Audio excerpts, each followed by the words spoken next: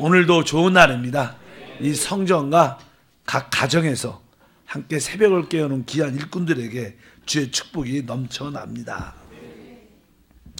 자, 어제에 이어서 하나님의 역사는 바로 우리에게 하나님의 그 거룩한 질서를 회복하는 것이다.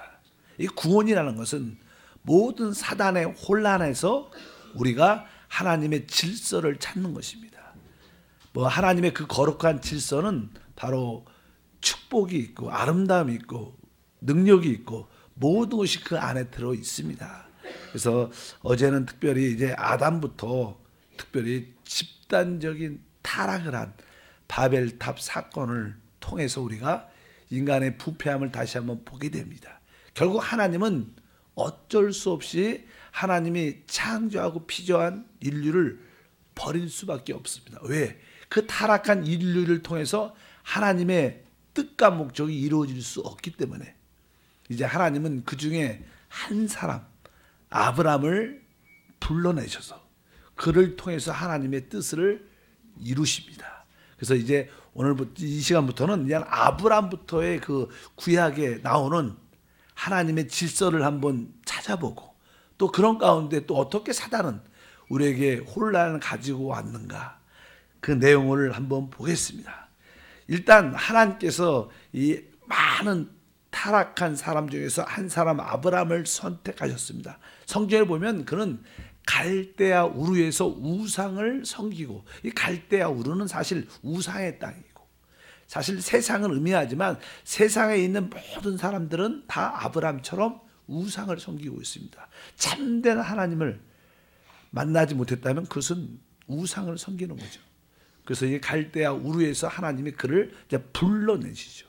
우상의 땅에서 세상에서 우리를 불러내십니다. 그래서 이제 성경에 보니까 창세기 11장 31절에 데라가 그 아들 아브람과 하란의 아들인 그의 손자 롯과 그의 며느리 아브람의 아내 사라를 데리고 갈대아인의 우르를 떠나 가나안 땅으로 가고자 하더니 하란에 이르러 거기에 거류하였으며 이제 사실 성경을 보면 이제 하나님께서 영광의 하나님이 아브람에게 환상 가운데 나타났죠. 내가 지시하는 땅으로 가라. 근데 그는 하나님을 알지 못했죠.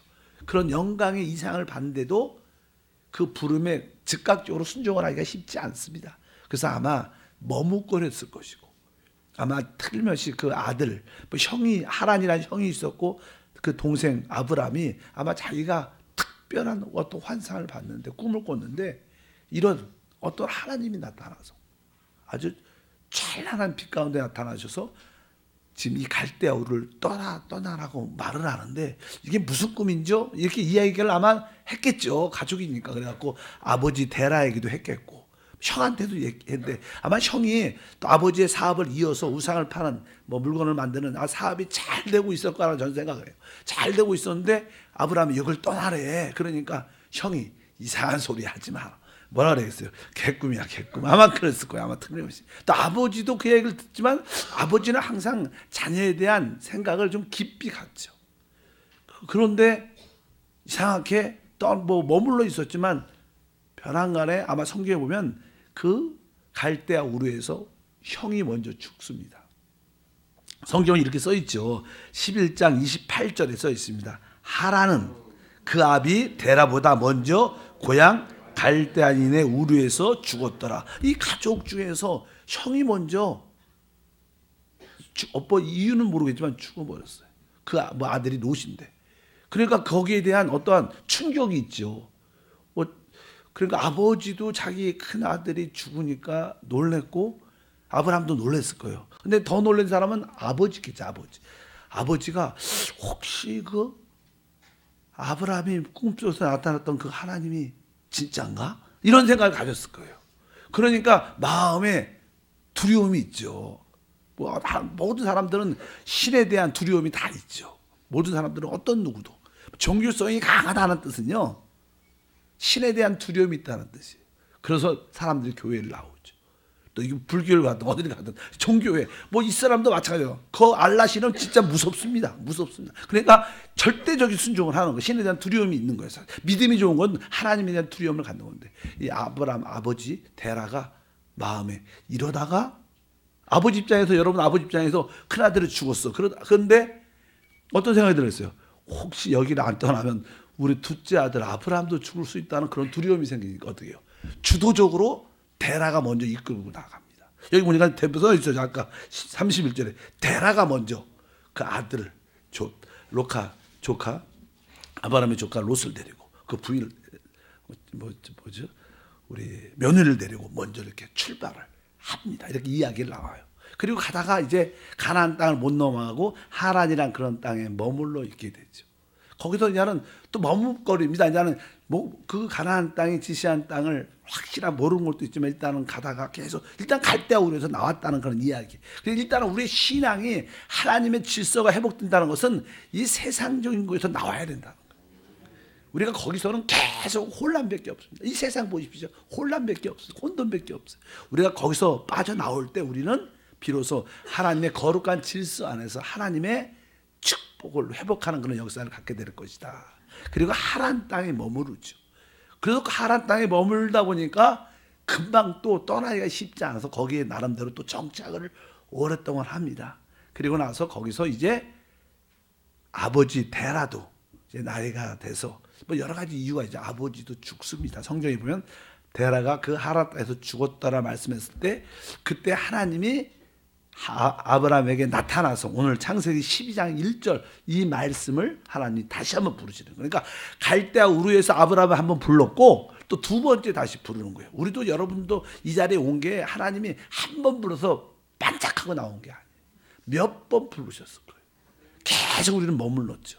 그러다 보면 머무르다 있다 보니까 종종 생각지 못할 원치 않는 안 좋은 일이 자꾸만 일어난다는 두려움이 있어갖고 야 여러분들이 하나님께 인도를 받게 되죠. 하나님은 우리를 그렇게 세상에서 이 사단의 혼란에서 불러내신 줄 믿습니다. 그래서 나는 12장 4절에 보면 이렇게 써 있죠.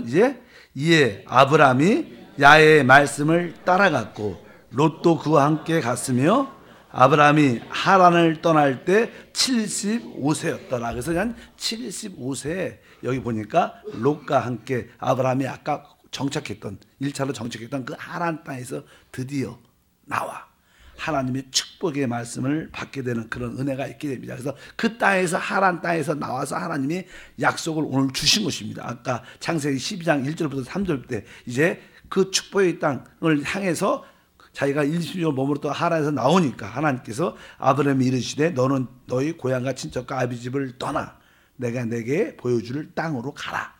내가 너로 큰 민족을 이루고 내게 복을 주어 내 이름을 창대하게 하느니 너는 복이 될지라. 놀란 축복의 약속을 말씀을 받게 됩니다. 이것이 뭐예요? 하나님의 모든 거룩한 질서의 회복이다. 여러분도 세상에 그 본토와 친척과 아비집을 나와야 돼요.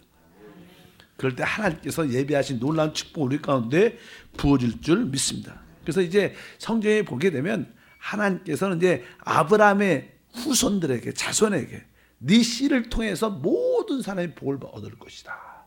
그래서 성경에 그 씨라는 것은 아브라함의 씨는 바로 결국 아브라함의 씨를 통해서 그리스도가 오십니다. 성경은 바로 그리스도가 우리의 모든 축복의 근원이 되는 거예요. 그래서 성경에 그리스도가 오는 이야기에 대해서 여자의 씨로 여자의 후손으로 그가 오실 것이고 그리고 아브라함의 씨 아브라함의 후손을 통해서 그분이 오실 것이고 그분은 다윗의 씨, 다윗의 후손으로 오실 것이다. 그래서 우리가 삼중 축복을 하는 것처럼 바로 하나님의 그 축복의 후손은 바로 삼중 씨, 삼중 후손으로 그리스도가 오신다는 거예요. 그래서 여자의 후손으로 오셔서 사단의 머리를 깨트리고 우리를 구원으로 이끌 것이고 또 아브라함의 씨로 오신 부분은 하나님을 즉 성령을 축복으로 얻게 될 것이고 우리 모두가 그 다음에 다윗의 씨로 오신 분은 바로 이 땅에 하나님의 왕국을 세우는 그분이 누구십니까? 그리스도인 줄 믿습니다. 바로 그리스도가 나를 바로 사단의 권세에서 구원하셔서 하나님의 구원을 체험케 하시고 하나님을 누리는 성령을 받게 하시고 바로 그리스도는 다른 것이 아니라 하나님의 나라를 이 땅에 이끌어오는 바로 놀라운 분이 우리의 축복의 근원이 되신 줄 믿습니다. 이것이 우리의 삶 가운데 회복되는 것이 신앙의 모습이다. 그리고 나서 이제 우리가 알다시피 구약 성경을 빨리 지나가니까 아브라함과 이삭과 야곱의 하나님입니다. 그래서 항상 이 아브라함과 이삭과 야곱의 하나님의 이 세 사람은 항상 하나님을 따라 살았는데, 하나님의 거룩한 질서 안에서 질서를 회복하는 삶을 살았는데, 그것이 다른 것이 아니라 바로 제단을 쌓는 겁니다. 그리고 야훼의 이름을 부르는 것이 바로 우리 모든 거룩한 질서를 회복하는 길인 줄 믿습니다. 그래서 우리 아브라함 같은 모습을 보게 되면 이렇게 12장 7절과 8절에 보니까 야훼께서 아브라함에게 나타나 이르시되 내가 이 땅을 내 자손에게 주시라 하신지라. 자기에게 나타나신 야훼께 그가 그곳에서 제단을 쌓고, 이렇게 제단을 쌓았다. 그러니까 우리 제단이라는 것은 바로 나의 모든 삶이 하나님 것을 고백하는 예배를 말하는 거예요. 제단은 우리가 이 신약에서는 예배인데, 그 예배의 실제가 무엇입니까? 바로 나의 모든 삶이 하나님 안에 있음을 고백하는 거예요. 그런 것이 제단의 참된 의미인 줄 믿습니다. 그래서 뒤에 계속 읽어보니까 거기서 베델 동쪽 산으로 옮겨 뭘 했어요? 장막을 쳤다. 그러니까 우리의 삶이 나그네 삶이라는 거예요.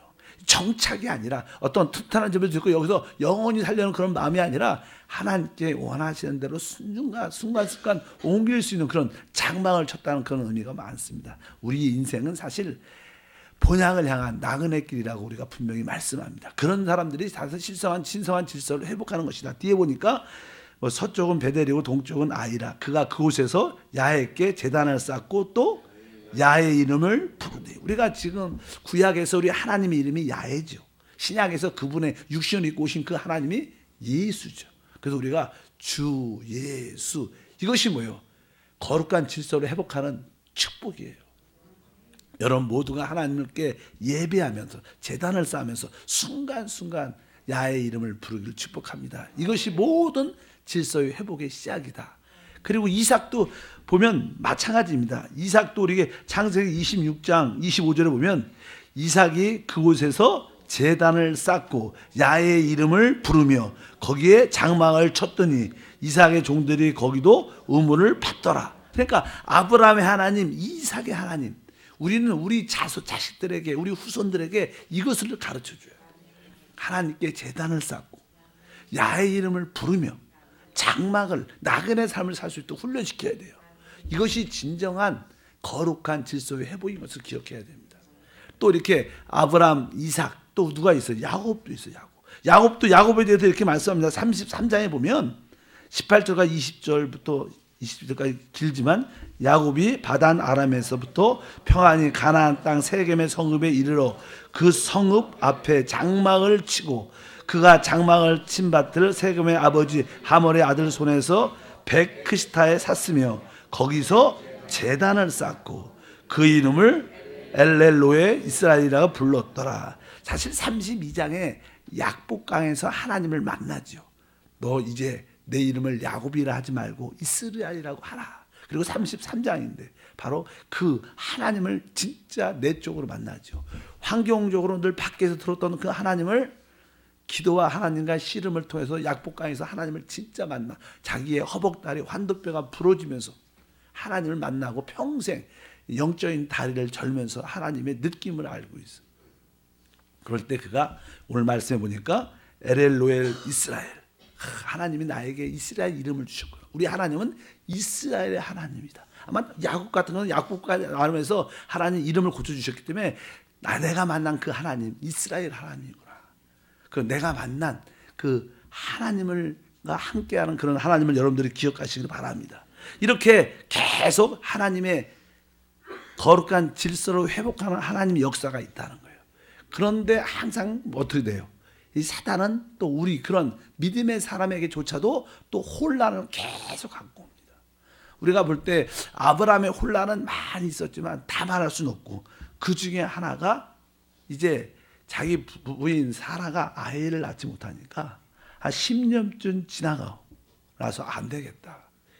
우리 가정에 이 대를 이으려면 아들이 있어야 되는데 그래서 자기 종이었던 여종이었던 그 하갈을 남편에게 줘서 아들을 낳게 하죠. 그것이 바로 사단의 혼란인 걸 알아야 돼요. 성경은 거기에 대해서 이렇게 자세히 기록되어 있습니다. 16장에 보면 창세기 3절과 4절에 아브라함의 아내 사레가 그 여종 애굽 사람 하갈을 데려다가 그 남편 아브라함에게 첩으로 준 때는 아브라함이 가나안 땅에 거주한 지 10년 후였더라.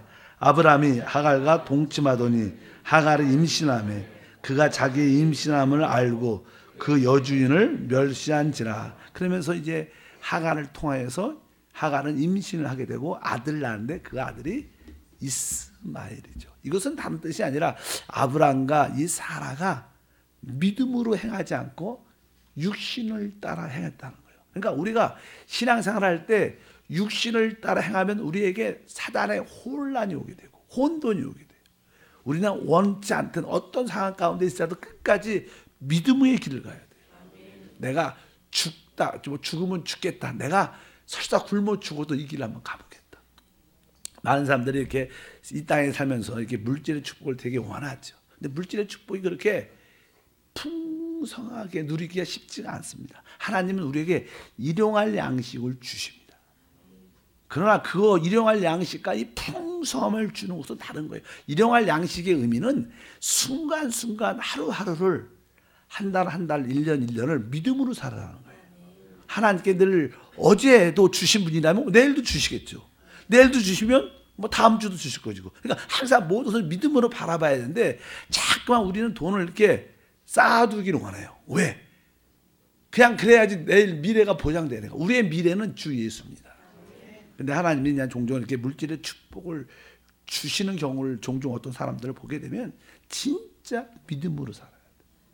그리고 그런 분들은 진짜 바닥을 이렇게 한 번씩 가는 것 같아요. 바닥을 가서 그렇게 아무것도 없어도 내가 그래도 그것을 기뻐하고 감사하고 은혜를 알 때 하나님이 그 단계를 넘어서 그 모든 재물을 이길 수 있는 신과 능력을 준 다음에 허락하시지. 그렇지 않으면 대부분 물질로 실족하죠. 어쩌든지 하나님께서 이 아브라함 육신을 따라 믿음을 행하지 않는 하갈을 받아들여 임신하게 되는데 그것이 결국 그 가정에 분란이 되고 혼돈이 되고 늘 싸움이 있고 다툼이 있고 결국 하나님은 원치 않지만 하나님은 결국 그 이스마엘과 어떻게 해요? 그 하갈을 쫓아내죠. 밀어내죠. 하나님이 원치 않는 육신에서 난 모든 것은 결국 하나님이 다 내보냅니다. 여러분들이 그동안 육신으로 심어서 얻었던 것이 있다면 결국 그것도 다 하나님이 내보내는 거예요. 은혜로 얻은 것만 남는 거예요. 그래서 어차피 여러분들이 거룩한 질서 안에 있는 은혜의 삶을 추구하길 주님으로 축복합니다. 그리고 나서 아브라함과 이삭과 야곱의 하나님의 놀라운 체험들이 쭉 되면서 나중에는 그 야곱의 모든 가족들이 70인이 이제 요셉을 통해서 애굽으로 들어가게 해서 애굽 앞에서 정착하는 그런 모습을 갖게 되고 나중에는 결국 430년이 지나서 애굽의 종노릇하는 그런 삶이 히브리 사람들의 모습이 됩니다. 그러니까 거기서 그들의 삶의 현장이 좀 어려워도 그 당시 애굽으로 내려가면 안 되는 거예요. 영적으로 말하면. 근데 그들은 애굽으로 세상 다시 내려갔어요. 왜? 세상이 우리의 필요를 공급해 주니까. 그들의 생활을 공급해 준 것이 애굽이라 생각해서 결국 요셉이 야곱과 함께 그 애굽에 정착을 하는데 결국 그들은 거기서 종이 되죠. 종이 돼.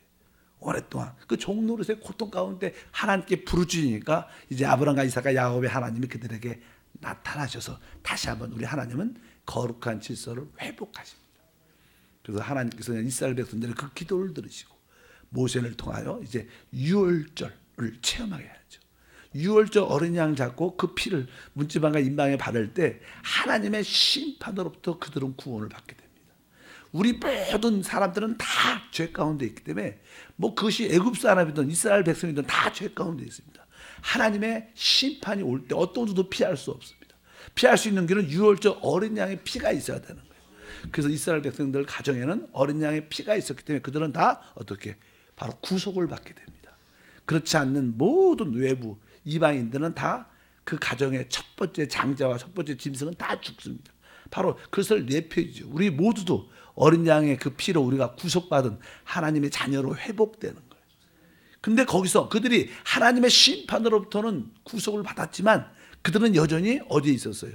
애굽에 있었기 때문에 그는 애굽에서 구원받아야 돼. 애굽의 탈출이 필요하죠. 그래서 출애굽이라고 말하는데 바로 그들이 애굽에서 세상에서 빠져나오는 하나님의 질서를 회복, 참된 하나님 질서의 회복은 이제 세상에 종노릇했던 우리가 예수의 피로 구속받고 세상에서 나오는 겁니다.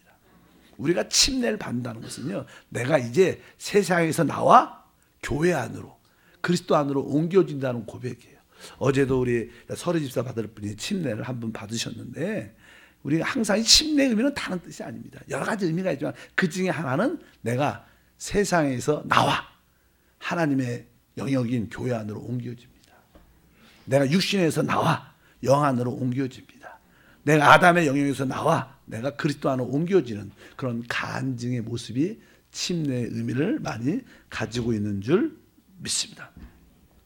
이런 가운데 이제 이스라엘 백성들은 이렇게 하나님의 신성한 거룩한 구원을 체험하죠. 그런 가운데도 이스라엘 백성들은 또 사단의 혼란을 받아들이죠. 이스라엘 백성들이 이제는 애굽에서 나와 광야를 지날 때 그들의 혼란이 무엇이었을까? 사실 나는 모세가 하나님을 시내에서 만나죠. 그리고 하나님의 말씀, 십계명을 받게 되는데 실제로 그 하나님의 십계명을, 하나님의 말씀을 받아갖고 하나님 백성들에게 나옵니다. 산에서 내려와서. 그리고 하나님께서 우리에게 이러한 약속의 말씀을, 계명을 주셨다. 그럼 사실 그 십계명이 자세히 들어보면 우리가 그것을 지킬 수 있지 않아요. 실제로. 그럼 이스라엘 백성들이 어떻게 해야 돼요? 하나님, 우리는 이런 계명을 지킬 수 없는 자들이면 우리가 압니다. 우리에게는 하나님의 국률이 필요하고 하나님의 은혜가 필요하고 하나님의 구원이 필요하고 하나님의 구속이 필요하지. 그렇게 하나님 앞에 자신을 분명히 알고 자신을 낮춰야 되는데 이스라엘 백성들은 우리가 그 말씀을 다 지킬 수 있습니다. 자신을 과시했어요. 우리는 신앙생활에 과시를 많이 합니다. 나는 할 수 있다고. 이것이 하나님을 되게 불쾌하게 합니다. 그것을 하나님을 못 믿는, 또 자신을 모르는 우리의 모습들인 것을 분명히 알아야 돼요. 성경은 거기에 대해서 이렇게 말씀을 해요. 19장, 출애굽기 19장 7절과 8절 말씀해 보면 모세가 내려와서 시내산 내려서 하나님 계명을 받고 내려왔죠. 백성들의 장로를 불러 야훼께서 자기의 명령하신 모든 말씀을 그들 앞에 진술하니 백성이 일제히 응답하여 이르되 야훼께서 명령하신 대로 우리가 다 행하리이다. 모세가 백성의 말을 야훼께 전하며. 그러니까 이 하나님이 주신 그 계명의 모든 말씀을 주셨다. 그러니까 우리가 그것을 다 지키겠다. 근데 결국 그들은 사실 그 하늘에서 시내산에서 모세가 그 계명을 받기도 전에 이미 타락했어요. 이미 금송아지를 세우고 하나면서 이미 우리는 그렇게 하나님 계명을 지킬 수 있는 그런 존재들이 아닌데, 늘 말하지만 여러분 자신을 잘 알아야 돼요. 근데 하나님께서 우리 자신을 알려면 빛이 있어야 됩니다. 그래서 말씀이 빛이기 때문에 하나님 나에게 빛이 있으사. 나에게 진짜 필요한 것이 하나님의 은혜와 국률입니다. 하나님의 구속과 구원입니다. 그런 마음을 갖다면 하나님께서 놀라운 길을, 은혜의 길을 허락하신 줄 믿습니다. 그래서 이스라엘 백성들의 큰 하나의 사단의 혼란은 너 할 수 있다. 너 열심히 하면 된다. 이러한 부추김을 자꾸 우리에게 부추기는 거예요. 그럼 사람들은 자기를 주제를 모르니까 할 수 있다고, 내가 할 수 있다고. 근데 결국 안 됩니다. 우리는 하나님 비단에서 그런 것을 깨달아야 될 줄 믿습니다. 우리가 자녀를 키울 때도, 직장과 또 우리가 사업을 이끌어갈 때도 항상 그런 하나님의 신성한 질서가 무엇인가를 발견할 수 있는 지혜와 은혜가 우리 가운데 함께할 줄 믿습니다. 그리고 나서 이제 하나님은 이스라엘 백성들에게 말씀하죠. 그들이 율법을 지킬 수 없기 때문에 하나님은 그들에게 성막을 지라고 하고, 또 하나님께 제물을 드리라고 하고, 또 제사장을 통해서 나를 섬겨라. 이렇게 이제 나중에 이야기는 출애굽기 이후부터 레위기는 그 얘기입니다. 하나님을 우리가 어떻게 섬기는가? 성막을 통해서 하나님을 섬길 수 있다는 거예요. 우리 자체는 그런 존재가 아니지만 하나님께서 성막을 통해서 제사장을 통해서 제물을 드림으로 하나님을 섬길 수 있는 길을 열어주시는 거예요. 다윗 같은 경우에도 마찬가지예요. 다윗 같은 경우에 다윗이 아주 승리하고 놀라운 왕이지만 그가 하나님 앞에서 율법으로 온전해질 수 있지 않았어요. 그도 많은 죄를 졌죠. 심각한 죄를 졌죠. 그가 율법으로 온전해질 수 없었지만 그는 성망을 통해서, 제사장을 통해서, 제문을 통해서 하나님께 사함받고 하나님께 은혜와 긍휼을 받는 자가 됐다. 그래서 바로 우리에겐 성망이 필요해요. 하나님, 우리에게는 제사장이 필요하고 우리에겐 제문이 필요한데 그분이 주 예수입니다. 나의 성망이신 주 예수를 통해서 하나님께 나가는 것이고, 나의 제물이신 주 예수를 통하여 하나님께 나가는 것이고, 바로 제사장이신 주 예수를 통하여 하나님께 나갈 때 우리의 질서들이 회복되면서 하나님의 축복과 은혜가 함께할 줄 믿습니다. 오늘은 여기까지 하겠습니다. 하나님 아버지 감사합니다. 다시 한번 우리 안에 늘 다가오는 사단의 혼란에서 하나님의 신성하고 거룩한 질서가 회복되기를 사모합니다. 하나님께서 우리 삶 가운데 은혜와 긍휼과 구원과 구속을 더해 주시옵소서. 오늘도 나의 참 성전인 그리스도를 통해서, 나의 참 제물이신 그리스도를 통해서, 나의 제사장이신 그리스도를 통해서 모든 질서가 회복되게 하옵소서. 믿음으로 드린 귀한 예물을 받아주시고 마음의 소원과 성도들의 기도에 그것을 통하여 하나님의 은혜를 누리게 하옵소서. 주 예수 이름으로 축복하고 기도합니다. 아멘. 하늘에 계신 우리